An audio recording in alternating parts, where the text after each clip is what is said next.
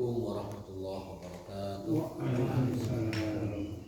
Alhamdulillahirabbil alamin wa bihi nasta'in ala umuri dunya waddin. Asyhadu an la ilaha illallah wahdahu la syarikalah wa asyhadu anna Muhammadan abduhu wa rasuluhu la nabiyya ba'dahu. Allahumma shalli wa sallim ala nabiyyina Muhammadin wa alihi wa sahbihi wa sallim. Allahumma subhanaka la ilma lana illa ma 'allamtana wa 'allimna ma yanfa'una wa zidna ilman. Allahumma rabbana atina fid dunya hasanah wa fil akhirati hasanah wa qina adzabannar. Amin ya rabbal alamin. Terus sekalian bukan Allah Subhanahu wa taala, insyaallah kita lanjutkan kajian Zadul Ma'ad.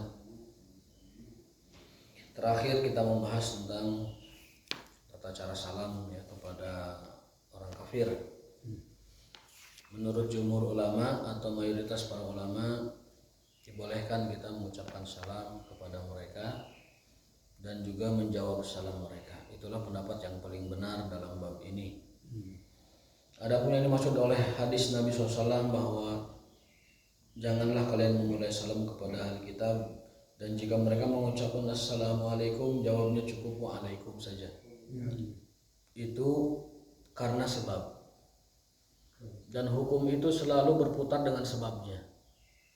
Al-hukmu yaduru ma'illatihi haitsu madarat. Hukum itu selalu dinamis sesuai dengan sebab dari hukum tersebut gitu. Kalau dulu Nabi menjawab assalamualaikum Yahudi itu karena ucapannya assalamualaikum, samar antara lam dengan tidak ada lam ya. Lalu Nabi menjawabnya waalaikum. Alasan itu sekarang nampaknya sudah tidak ada, karena orang-orang kafir tidak lagi bisa membedakan mana assalamu dengan assalamu. Mereka semuanya ikut-ikutan bahwa salam itu assalamu, bukan assamu. Contoh saja di Indonesia, rata-rata orang kafir sekalipun mengucapkan assalamualaikum. Baik di forum atau di kehidupan sehari-hari, orang kafir mengikuti salamnya kaum muslimin karena mereka hidup di antara kaum muslimin, sehingga salam mereka dapat dipastikan bukan assalamualaikum seperti orang Yahudi zaman dulu kepada Nabi, tetapi kita jelas mendengar itu ucapan assalamu gitu.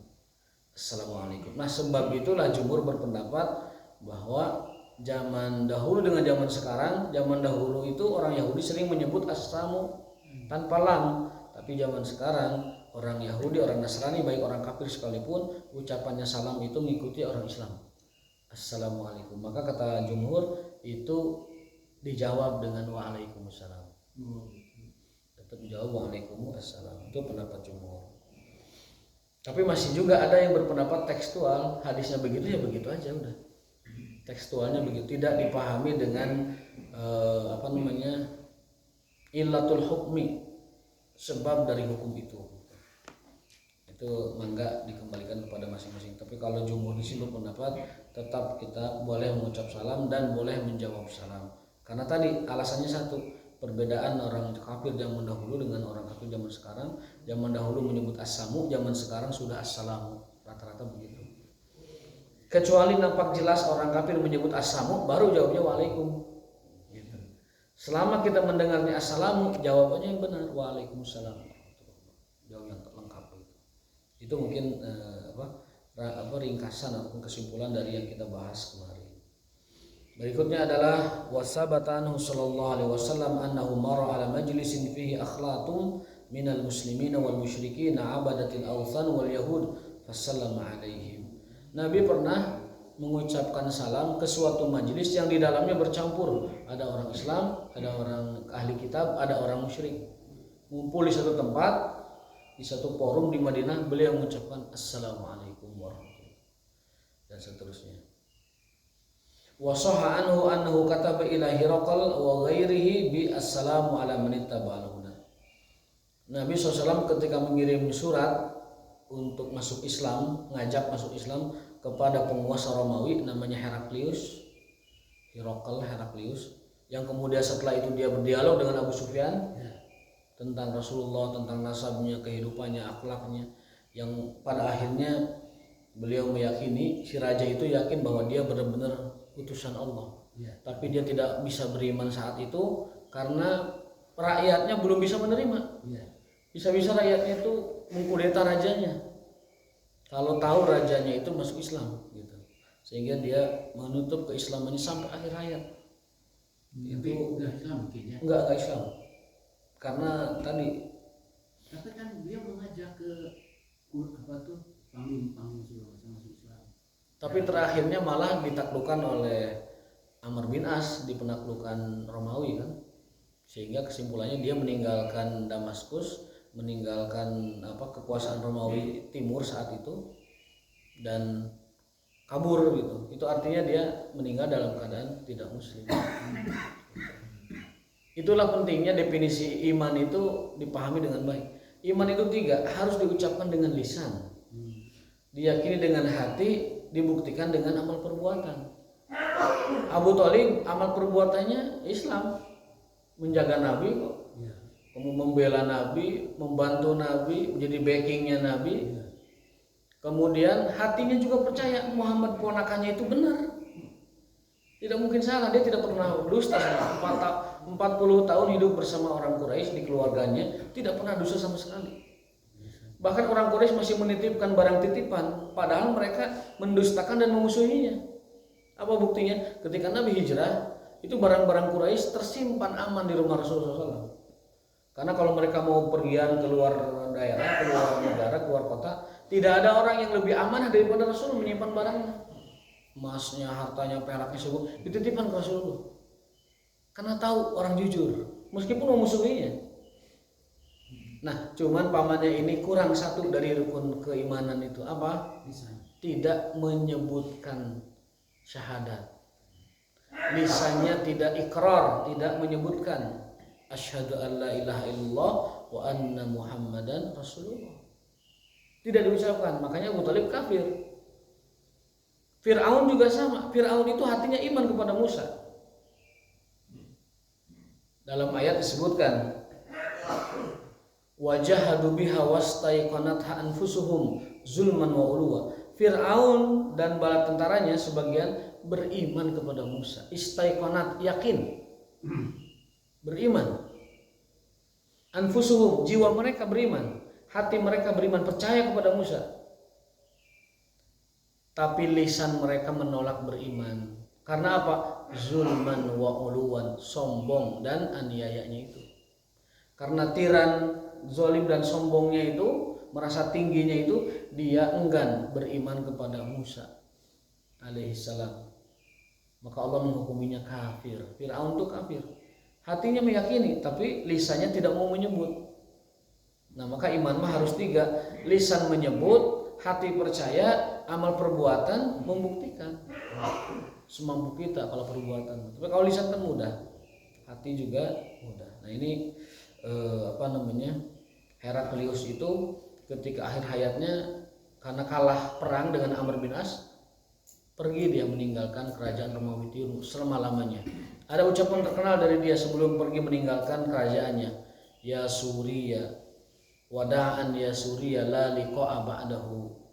Wahai Damaskus, wahai Syria, dulu Romawi Syria itu, selamat tinggal, tidak akan ada lagi pertemuan kita di kemudian hari. Nah, maka si Heraklius ini kabur ke negara lain dan ditaklukkanlah kerajaannya yaitu Romawi Timur dan berada di bawah kekuasaan kaum muslimin. Ya. Kalau yang hatinya mengimani gitu ya, mengimani. Iya. Tapi tidak menyebut syahadat, tidak beriman.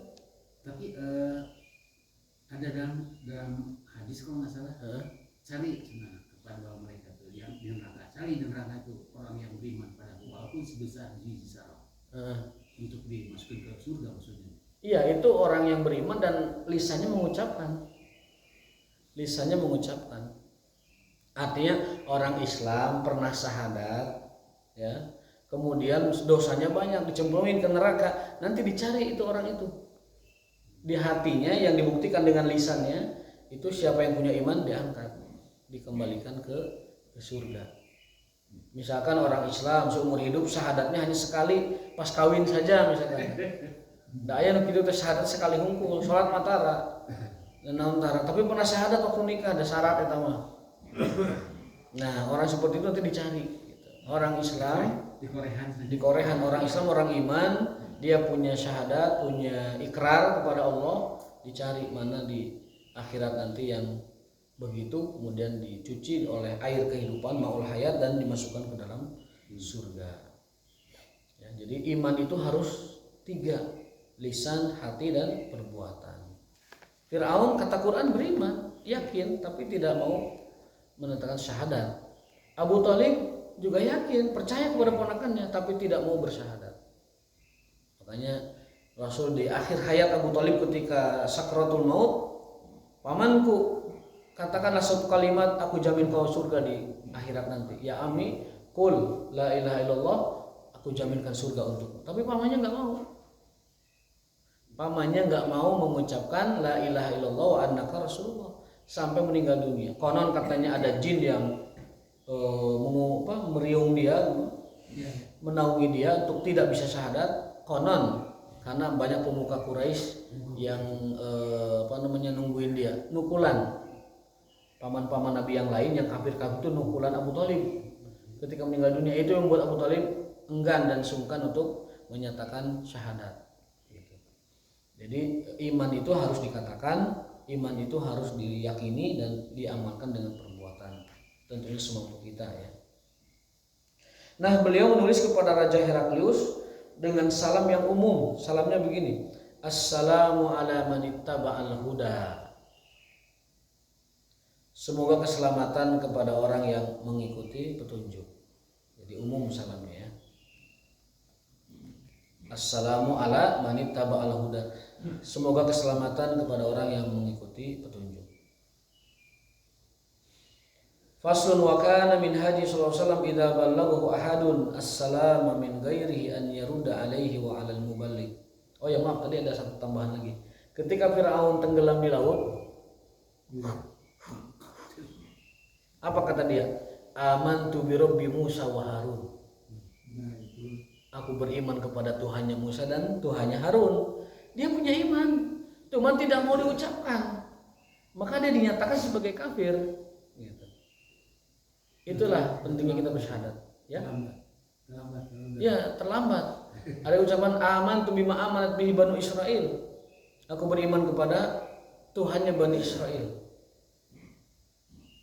Ada keyakinan di sana. Namun ucapannya terlambat, ya kan? Imannya sudah ada. Dia mengatakan gitu karena imannya sudah ada. Namun ucapannya terlambat, tidak diterima oleh Allah Subhanahu wa taala. Sudah di ujung kerongkongan baru bilang amantu bi rabbi Musa wa Harun. Sudah di kerongkongan, sudah meninggal dalam keadaan kafir. Coba kalau iman yang ada di dadanya itu sebelum dia sakarat diucapkan, beres urusan. Selamat di akhirat dengan segala kezalimannya, dengan segala kesombongan dan keangkuhannya, dia akan selamat. Kalau sebelum napas di tenggorokan dia sempat mengucapkan amantu bi Musa, misalkan aku beriman kepada Musa atau aku beriman kepada Tuhannya Musa, beres urusan itu. Namun dia tidak mengucapkannya, padahal meyakini itu hatinya. Jadi kesalahan besar Fir'aun itu telat mengucapkan kata iman. Abu Thalib juga sama, malu mengucapkan kata iman kepada Rasulullah. Padahal belanya kepada Rasul melebihi siapapun itu pamannya itu. Pasang badan, segala macam, nyawa dan raga itu Abu Thalib serahkan untuk keponakannya. Sampai dia mengatakan Muhammad itu lebih aku sayangi daripada anakku sendiri, lebih Nabi Thalib kan gitu. Huwa ahabbu ilayya min waladi. Dia lebih aku cintai, lebih aku sayangi Muhammad itu bahkan dari anakku sendiri, Ali bin Abi Thalib. Itu kata Abu Thalib, bapaknya Ali. Karena Ali kan keponakan Rasulullah SAW, sehingga Abu Thalib itu paman dari Nabi SAW. Beliau mengatakan begitu. Coba kurang apa? Kalau ada orang mengatakan aku lebih sayang dan cinta kepada keponakanku melebihi anakku sendiri, ya kan? Itu hatinya iman, tapi tadi lisannya tidak mau mengucapkan. Karena sungkan, enggan. Diriungku para pembesar Quraisy. Jadi masih ada rasa malu kalau dia mengikuti agama keponakannya. Padahal dia pemuka bangsa Quraisy gitu. Ya kalau kita mungkin kita ini seperti menteri lah, dari sekian puluh menteri, lalu kita mengatakan hal yang beda dengan keyakinan semua menteri itu gitu. Seolah-olah begitulah, kan berat itu. Sungkan. Kita ada di sebuah komunitas yang semuanya mengatakan A misalkan. Tiba-tiba kita mengatakan B. Itu kan berat. Nah, karena tidak maunya itulah dia ditetapkan matinya dalam keadaan kafir. Abu Thalib.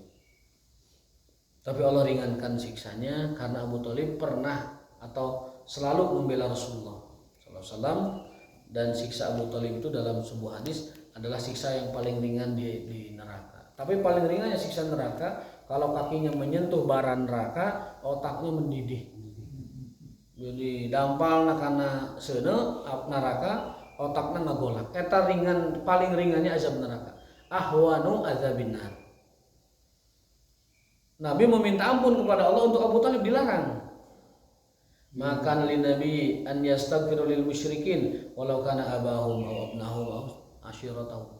Kata Allah, tidak pantas seorang nabi memintakan ampun untuk orang musyrik, untuk orang kafir, meskipun bapak mereka, anak mereka atau keluarga mereka. Maka tidak halal, tidak boleh seorang muslim mendoakan orang kafir, walaupun itu bapaknya, anaknya, ibunya, ataupun keluarganya. Nabi dilarang. Bukan hanya Nabi Muhammad, Nabi Ibrahim juga dilarang. Wa makana istighfar Ibrahim li abihi illa am mau'idatin wa'adaha iyyah. Allah menjelaskan Nabi Ibrahim itu tidak pernah memintakan ampun untuk bapaknya kecuali karena dia telah bernazar, bersumpah untuk meminta ampun untuk bapaknya, istighfar itu. Tapi akhirnya Allah melarang Ibrahim memintakan ampun untuk bapaknya Azar yang menjadi pembuat berhala itu. Bapaknya Ibrahim, Azar, itu tukang berhala. Tapi Ibrahim pernah berjanji, ayahku, nanti aku akan mintakan ampun untukmu. Ibrahim penuhi janji itu, tapi ditegur keras oleh Allah SWT. Tidak pantas seorang nabi memintakan ampun untuk orang musyrik, untuk orang kafir, meskipun bapak mereka, anak mereka, ibu mereka, dan lain sebagainya. Jadi kesimpulannya, kalau ada orang kafir meninggal dunia atau bahkan orang kafir masih hidup, baik ahli kitab maupun orang musyrik, jangan mendoakan ampunan untuk mereka. Ada yang meninggal dunia, cukup innalillahi wa inna ilaihi rajiun. Tidak usah mengucap Allahumma ighfir lahu warhamhu wa'afi. Kamu salat gaib, salat jenazah, parahnya itu. Karena orang musyrik kafir karena atas nama toleransi disolatkan jenazahnya. Nah, itu salah kaprah. Dan itu ya, kita yakin bahwa jenazah itu musyrikin. Ya. Iya. Jadi jangan kita sholatkan. Jangan kita sholatkan. Jangan kita doakan.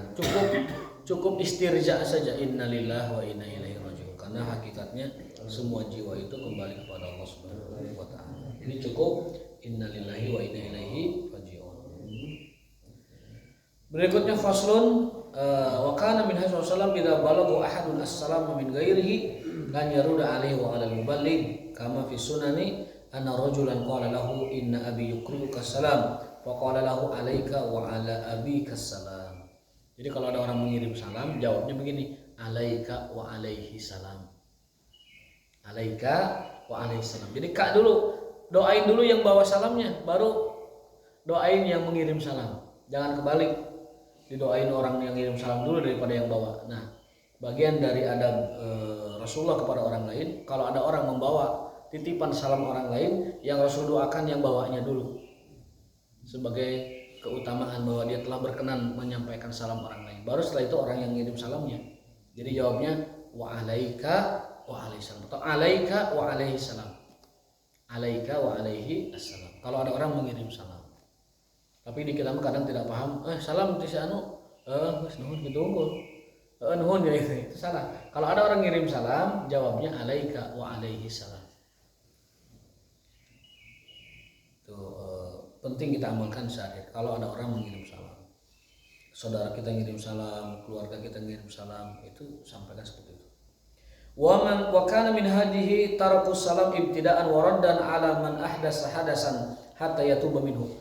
Disyariatkan pula atau dicontohkan juga oleh Nabi SAW untuk memboikot salam pada seorang muslim yang melakukan dosa besar. Jangan ucapkan salam sama dia dan jangan menjawab salamnya kalau orang itu diketahui melakukan dosa besar. Apa dalilnya? Ada di dalam surat At-Taubah ayat 118. Nabi menghukum 3 orang sahabat yang tidak mau pergi berjihad di perang Tabuk.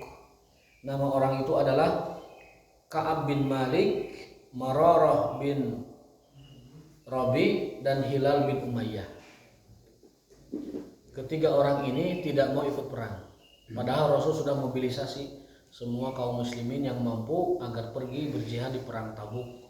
Tapi ketiga orang ini tidak ikut tanpa alasan. Ya orang yang boleh lah. Akhirnya Nabi SAW diperintahkan oleh Allah untuk memboikot 3 orang ini. Tidak boleh mengucap salam, tidak boleh menjawab salam, ulah ngobrol dengan orang kita sebulan. Bahkan dalam keterangannya sampai Allah tentukan batas akhirnya. Jadi Nabi memboikot orang ini. Si Ubay, si Mararah, si Hilal ini zaman dulu, zaman sahabat Rasulullah ke warung teu aya nu ngalayanan. Meser bala-bala teu dilayanan. Bade meser ketoprak teu diladangan. Hoyong nasi goreng punten teu tiasa. Assalamualaikum Pak Dedi. Teu dijawab. Assalamualaikum teu dijawab. Kepen assalamualaikum. Leos we kepen. Diacuhkan. Diboikot sampai batas yang ditentukan oleh Allah SWT, dan itu kurang lebih sekitar 30 atau 40 hari. Kebayang kita lebih kalau nggak salah 3 bulan Bang. 3 bulan ya? 3 bulan gitu. Lebih dari 43 bulan. Allah menentukannya 3 bulan. 3 bulan tidak bisa ngobrol dengan siapapun. Orang banyak tapi nggak bisa bicara. Orang banyak tapi nggak bisa ngobrol. Itu benar-benar pukulan yang sangat berat dan mental kena banget itu. Kalau orang sampai tidak ajak ngobrol. Sampai salam pun ulah dijawab, bayangkan. Kan jawab salam itu wajib. Jawab salam itu wajib. Tapi ketika menghukum orang karena dosa besarnya, itu justru tidak boleh dijawab sebagai hukuman buat dia. Nah, kata Ibnu Qayyim, itu dipraktekkan bagi orang pelaku dosa besar seorang muslim. Melakukan dosa besar, hukum dia dengan boikot, tidak bicara dengan dia, tidak salam dengan dia, tidak menjawab salamnya. Sampai dia merasa tidak punya daya upaya lagi, udah pasrah taubat kepada Allah. Akhirnya setelah 3 bulan mereka diterima taubatnya oleh Allah, dan Rasul kemudian membuka salam lagi dan menjawab salam mereka. Kebayang atuh ka Rasulullah 3 bulan, assalamualaikum ya Rasulullah, tuh dijawab. Assalamualaikum tuh diantap. Tuh menang balanja, tuh menang segala rupa. Berarti dia hidup sendiri, nyangan beas sorangan, masak beas sorangan, goreng tahu sorangan. Tahu lagi masak di mana? Tidak aya. Wayah eta kudu ngalakorma sorangan nerekel ka luhur. Nyari hidup sendiri, makan sendiri, ngobrol sendiri, wah repot ribuh pokoknya. Sampai akhirnya Allah turunkan taubatnya. Allah terima taubatnya karena ketulusan mereka dalam bertaubat. Dan karena mereka itu tidak mau jihad bukan karena membenci jihad, bukan, tapi malas saja. Gitu. Kan orang kan ada horeamnya kan, anda ngiring itu mah, gitu.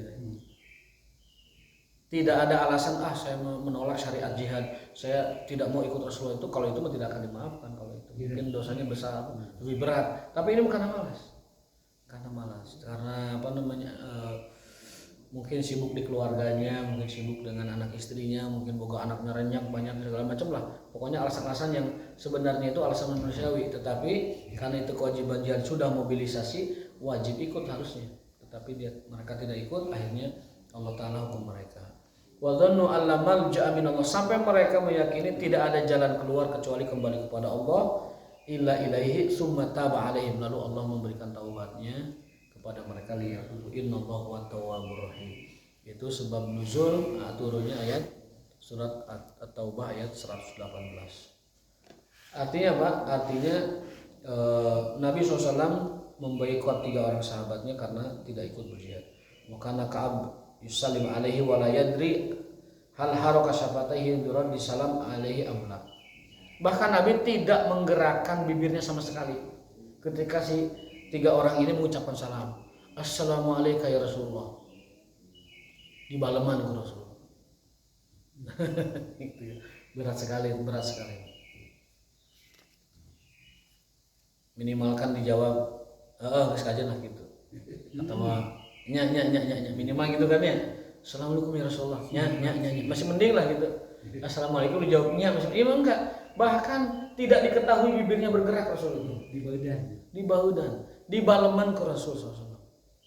Kan kita mah kalau benci ke orang assalamualaikum masih ada, nya sok kayak gitu. Masih mending gitu, ya. Tapi Rasul sama sekali tidak menggerakkan syafatai, berarti benar-benar di baleman sama sekali, di baudan sama sekali. Itu hukuman sosial paling berat di dalam sejarah Rasulullah SAW kepada para sahabatnya yang melakukan pelanggaran, 3 orangnya.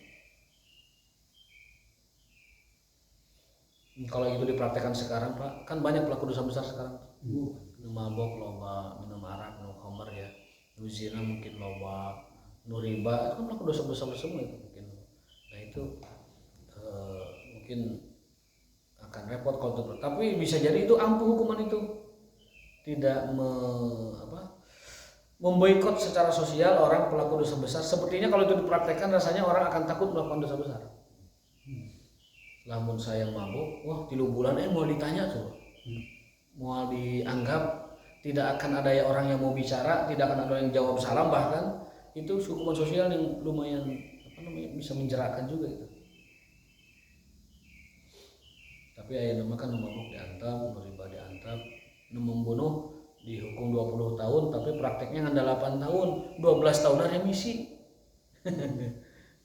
12 tahunan remisi. 5 tahun itu. 58 bulan. 58 bulan berarti berapa? Totalnya dengan masa penahanan, masa sidang kan totalnya 8 tahun. Ya kan sekarang bebasnya tuh bersyarat gitu. Berarti emang 8 tahun. Ya kan 4 tahun lebih juga udah bebas, bersyarat gitu. 8 tahun 2/3 dari 20 enggak? Ya. Belum kan? Belum. Kan hukumannya 20 tahun. Kalau menjalani 2/3 itu di atas 10 tahun harusnya. Tapi karena remisinya banyak, kemudian menjalani 2/3-nya plus remisi dan masa penahanan sebelumnya, akhirnya dinyatakan bebas bersyarat. Ala kulli hal, membunuh jiwa dibebaskan hanya dengan hukuman yang ringan dan sederhana. Padahal itu adalah nyawa urusannya.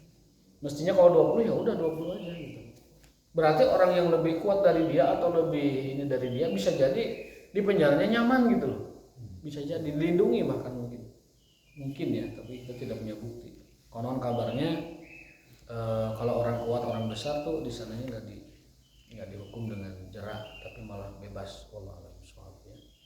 Itu mah berita, itu mah sampingan ya, tidak usah dibahas. Cuman saya prihatin, hukumannya 20 saja sudah ringan, tapi 8 tahun dibebaskan. Pada dalam Islam itu yang namanya pembunuhan itu 3 kategori: sengaja, mirip disengaja, kesalahan. Dalam Islam pembunuhan hanya gitu, tidak ada berencana, tidak ada dalam Islam. Di Islam itu 3: sengaja, mirip disengaja, kesalahan. Hanya 3 itu. Kalau sengaja dikisos kecuali dimaafkan dengan dia. Kalau mirip disengaja harus bayar denda sekian ratus ekor onta. Kalau dia kesalahan ada lagi hukumannya itu lebih ringan dari itu. Itu kesimpulannya kategori pembunuhan dalam Islam: sengaja, mirip disengaja, tidak disengaja. Kalau di kita enggak, berencana tidak berencana. Kalau di Islam 3: sengaja, mirip disengaja, tidak sengaja. Yang dikisos itu yang sengaja. Sengaja itu apa? Dengan niat dan dengan alat yang potensial membunuh. Mirip disengaja itu apa? Mirip disengaja itu tidak dengan alat membunuh, tapi ternyata meninggal. Gitu. Ngagebug kucecolek misalkan. Saya ngagebug orang pakai ini, meninggal. Nah itu namanya mirip disengaja. Ngagebugnya sengaja, tapi alatnya tidak sengaja, tidak membunuh. Itu mirip disengaja. Hukumannya denda saja. Ada lagi kayak Nabi Musa. Ada lagi yang tidak disengaja sama sekali. Tidak disengaja itu misalkan kita lagi berjemur misalkan, tiba-tiba si gantar nate jatuh kepret ke orang, itu tidak disengaja. Nah, kalau itu ada lagi hukumannya tidak seberat yang pertama dan kedua.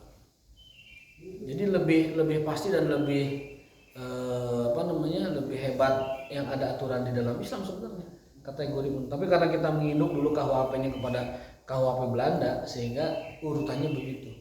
Gitu kan? Kata Prof. Yusril kan begitu. Kita ini KUHP-nya kan KUHP Belanda. Iya. Dan belum pernah ada revisi di KUHP kita ini. Nah, Kalau dengan doa Robbana la tu'akhidna in nasina aw akhtana itu pengampunan. Kalau pengampunan itu kepada Allah minta taubat supaya tidak disiksa di neraka, supaya tidak dijadikan dosa sampai ke neraka. Tapi hukuman dunia tetap diterapkan. Hukuman dunia tetap diterapkan karena itu bagian dari hak manusia. Dia kan minta jangan dihukum. Iya, kepada Allah itu untuk di akhirat nanti. Tapi untuk hukuman dunia tetap dilaksanakan. Gitu. Ada orang membunuh, dia bertobat kepada Allah, diterima tobatnya oleh Allah. Tapi hak manusianya, hak keluarga korban ditunaikan. Kisos. Jadi ada namanya hakul adami, hak manusia, ada hakullah. Hakullah itu dengan istighfar, taubat beres urusan. Tapi hak adami itu harus ada penyelesaian secara antar manusia.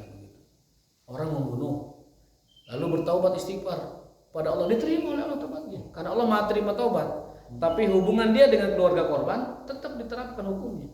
Kalau memang dia disengaja hukum mati, kisos. Kalau tidak disengaja berarti denda, bayar sekian di onta. Atau kalau sama sekali itu tidak ada mirip, tidak ada disengaja, hukumnya lebih ringan dari itu.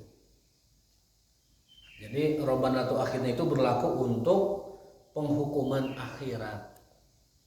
Tapi penghukuman dunia itu tunduk kepada hukum antar manusia. Namanya kisos ya. Allah menyebutkan walakum fil kisosi hayatun, dalam hukum kisos ada kehidupan. Artinya kalau kisos diterapkan, kehidupan orang banyak lebih terjamin. Karena orang akan takut dengan hukuman itu. Iya. Hadis. Ayat. Itu ayat walakum fil kisosi hayatun. Sesungguhnya bagi kalian dalam hukum kisos ada kehidupan yang lebih luas. Ayat. Kata seorang sarjana hukum dari Inggris di era klasik menyebutkan tidak ada hukuman yang lebih hebat, lebih baik dalam pemidanaan kecuali hukum Islam.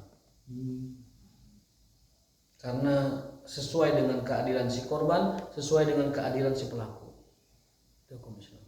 Cuman karena berabad-abad diperburuk citranya oleh orang-orang orientalis sehingga hukum Islam itu terkesannya seram, berat dan lain sebagainya. Diopinikan, digiring orang-orang untuk melihat hukum Islam itu adalah buruk dan kejam. Padahal sebenarnya tidak begitu. Baik, faslun fi haji fil istidzan. Masih ada waktu ya. Hukum tentang minta izin dan mengintip, apa hukumnya? Ya. Wasoha anhu, ada hadis sahih dari Rasulullah. Qala al istidzanu salasun, minta izin masuk itu 3 kali. Fa in udzina laka wa ila farji, kalau diizinkan silakan masuk, kalau tidak kembali pulang. Ya. Kalau kita mau masuk, salam dengan izin itu beda.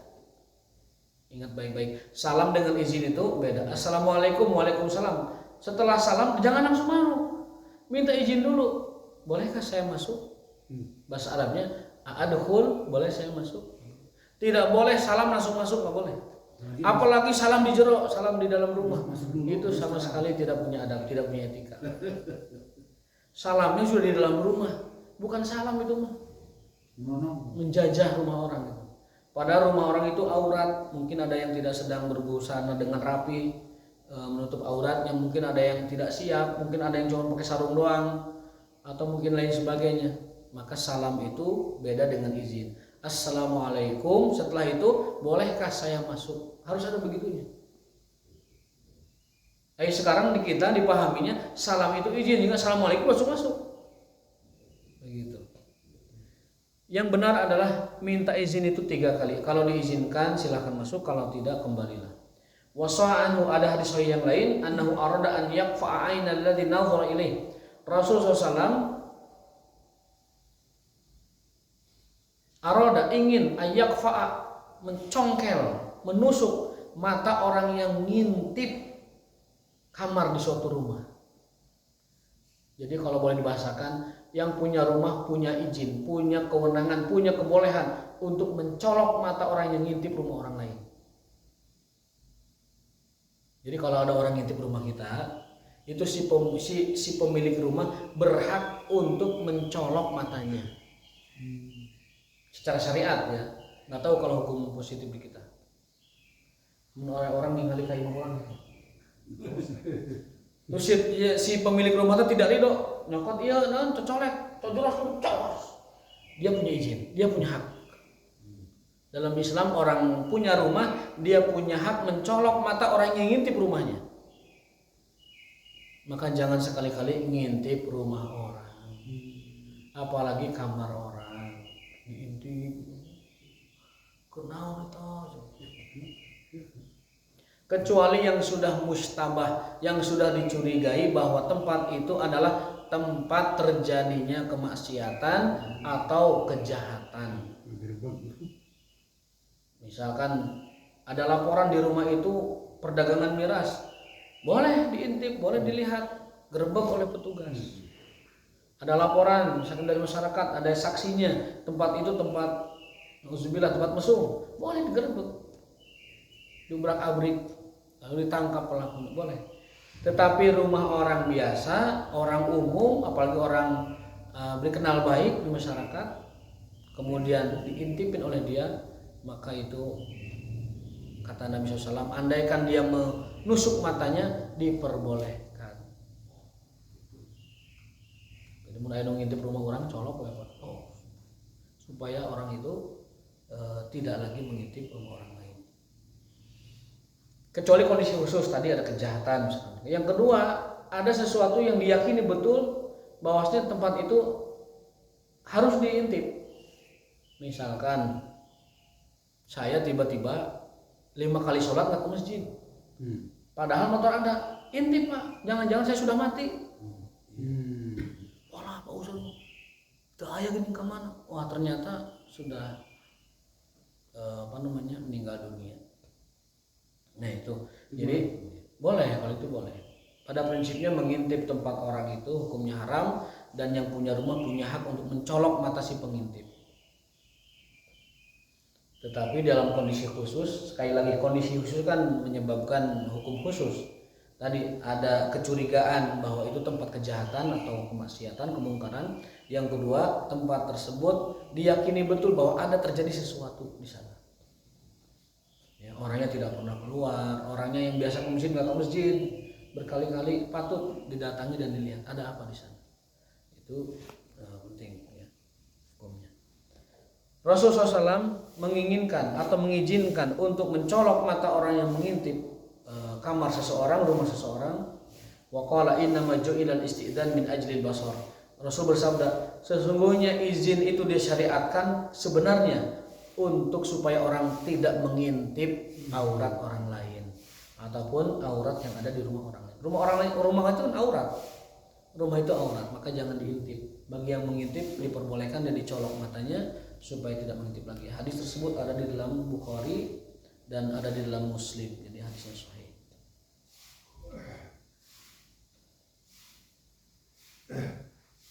Wa sahha anhu at-taslimu qabla al-isti'dzan fi'lan wa ta'liman wasta'dzana alaihi rajulun faqala. Rasul juga sering mengajari orang untuk bab salam dan istizan. Berarti ini salam dan izin itu memang bab yang penting, sampai Rasul sering mengajarkan sahabatnya adab ini. Penting sekali. Pernah suatu hari Rasul kedatangan seorang tamu, rajul tidak disebutkan namanya. Ukhruj ila hadza fa'alimhu al-istidzan. Rasul menyuruh orang untuk mengajarkan orang tersebut izin. Faqala lahu qul assalamualaikum adkhul. Assalamualaikum, boleh saya masuk? Fasami'ahu rajul faqala assalamualaikum adkhul. Fa'adzina lahu Nabi sallallahu alaihi wasallam fadakhala. Lalu Nabi mengizinkannya, menjawab salamnya dan mengizinkan masuk, baru orang itu masuk. Jadi Nabi sering ketika disalami orang, Nabi kadang menjawab langsung, kadang tidak. Sampai 2 kali baru jawab waalaikumsalam. Ditunggu dulu. Kalau orangnya minta izin, Nabi izinkan. Kalau tidak, nyuruh orang diajar, tolong ajarkan dia cara masuk rumah yang baik. Jadi Nabi sering menyuruh orang untuk mengajarkan orang lain atau temannya bagaimana adab masuk ke rumah orang lain. Salam dulu, minta izin dulu, baru masuk. dan itu 3 kali kesempatannya. Suatu hari Nabi SAW pernah kedatangan seseorang, Fulan bin Fulan. Au ayat qara kunyatahu aw laqabu wala yaqul ana kama sahih. Dalam hadis sahih Bukhari Muslim, hadis dari Jabir radhiyallahu anhu, ada seorang mendatangi Rasul SAW. Pada faktul bab, mengetok pintu. Faqala, Rasul bertanya, "Waalaikumsalam, siapa di luar?" "Ana." "Siapa di luar?" "Ana." Fakan nukari. Rasul sampai kesel. "Saha anak-anak wae?" "Anak itu saya," gitu. "Siapa di luar?" Saya terus. Saya tidak punya teman namanya saya. Gitu. Jadi Rasul pernah didatangi oleh seorang mengucap salam minta masuk gitu. Tapi Rasul bertanya di luar, "Siapa di luar?" "Saya ya Rasul." "Saha?" "Saya ya Rasul." Rasul kesal dengan itu. Dalam riwayat lain, "Saya tidak punya teman namanya saya." Jadi kalau ditanya siapa di luar, jawab namanya. Jawab Rasulullah gitu. Jawab aja. Jadi kalau kita masuk ke rumah orang, mengucapkan salam, dia jawab, dia bertanya siapa di luar, jawab nama kita. Sebutkan siapa. Jangan saya. Karena bisa jadi orang penjahat juga ngaku saya gitu. Orang nyopet, orang yang nipu atau kosipa nyebutnya saya misalnya. Gitu kan. Itu ada dalam hadis Bukhari dan Muslim. Wala mastadanat Ummu Hani qala laha man hadhihi qalat Ummu Hani. Sebagaimana Nabi pernah dimintai izin dan salam oleh Ummu Hani. Beliau ketika ditanya siapa di luar, Ummu Hani ya Rasulullah. Lalu beliau SAW mengizinkan Ummu Hani untuk bertemu dengan beliau. Nah, ini beberapa adab tentang salam di dalam kehidupan kita sehari-hari. Sebagai penutup, ini dari ayat surat An-Nisa kalau tidak salah ya. Dan di sini dibahas juga tentang orang-orang di dalam rumah yang belum balik. Anak kecil belum balik itu ketika di rumah tidak boleh masuk kamar orang tuanya atau kamar kamar tidur orang tuanya yang biasa ada di rumah itu di 3 waktu. Yang pertama adalah disebutnya salasu aurat, 3 aurat di rumah kita. Anak kecil tidak boleh masuk ke kamar orang tuanya. Yang pertama adalah qoblal fajri, sebelum subuh. Anak meskipun belum balik tidak boleh masuk kamar orang tuanya sebelum subuh. Karena khawatir orang tuanya belum pakai baju. Jangan nyelonong gitu, walaupun anak kecil. Belum balik, kalau udah balik apalagi gitu maksudnya. Sebelum subuh, jangan izinkan anak kecil masuk kamar kita. Yang kedua, waktu zahirah, setelah zuhur. Karena setelah zuhur biasanya orang tua menanggalkan pakaiannya karena mau istirahat. Yang ketiga, wa inda naum, ketika tidur. Anak belum balik tidak boleh mendekati atau masuk ke kamar orang tuanya, yaitu sebelum subuh, setelah zuhur, dan sebelum tidur. Ada di Al-Quran, salasu auratin lakum, 3 aurat yang tidak boleh dilanggar. Meskipun anak itu lam yablug, belum balik, tidak boleh masuk itu. Tetapi kata para ulama, ayat itu dimansuh. Apa dimansuh itu? Direvisi dengan ayat tentang perizinan gitu. Jadi setelah ayat perizinan turun, ayat yang tadi dimansuh. Artinya apa? Anak kecil boleh masuk kapanpun asal dengan izin. Gitu. Misalkan setelah Isya mau masuk kamar orang boleh, tapi nanya dulu, "Pak, Ma, Assalamualaikum." "Waalaikumsalam." Nah, kalau diizinkan masuk setelah izin silakan. Ya. Ataupun setelah lohor ataupun ketika tidur, kalau memang anak itu minta izin masuk, boleh diizinkan untuk masuk. Ini pendidikan kita kepada anak-anak kita supaya anak-anak kita tidak biasa melihat aurat, ya, dan dia belum tahu hukumnya itu. Kita mendidik anak kita supaya mengerti tentang aurat orang lain begitu, sehingga diajarkan begitu. Minta izin dulu. Nah, mungkin itu yang bisa disampaikan. Berikutnya adalah bab tentang bab lain ya. Mudah-mudahan kita bisa di pertemuan berikutnya. Wallahu minkum wa taufiqun illa billah. Kita cukup sampai sini. Subhanakallahumma wa bihamdika asyhadu an la ilaha illa anta astaghfiruka wa atubu ilaik. Assalamualaikum warahmatullahi wabarakatuh.